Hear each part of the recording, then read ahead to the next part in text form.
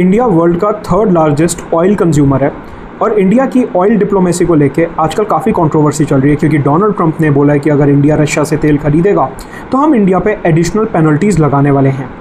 अगर हम आज की तारीख में इंडिया का ओवरऑल ऑयल इंपोर्ट देखते हैं तो इंडिया सबसे ज़्यादा अप्रॉक्सीमेटली 35 से 40% ऑफ ऑयल रशिया से इंपोर्ट करता है। उसका रीज़न है कि 2022 में जब यूक्रेन क्राइसिस शुरू हुए थे उसके बाद से रशिया ने अपना ऑयल कम दाम पे चीप रेट पे इंडिया को बेचना शुरू करा था, जिसकी वजह से हमारे यहाँ पेट्रोल और डीजल के प्राइसेस कंट्रोल रहे और ओवरऑल इन्फ्लेशन हमारी कम रही।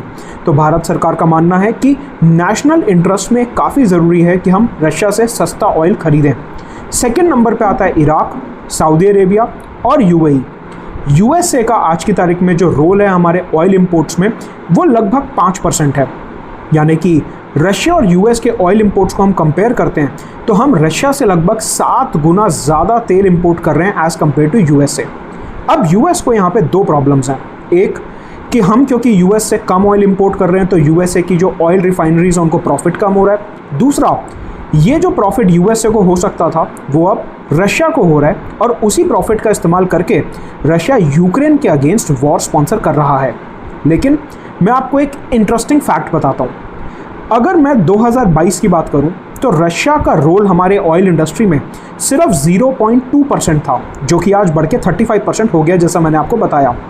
वहीं दूसरी तरफ अगर मैं जनवरी 2024 से लेके जून 2025 तक की ये 1.5 साल की बात करता हूँ, इस 1.5 साल में इंडिया ने यूएसए से लगभग 50% से ऑयल इंक्रीज करा है इंपोर्ट करना।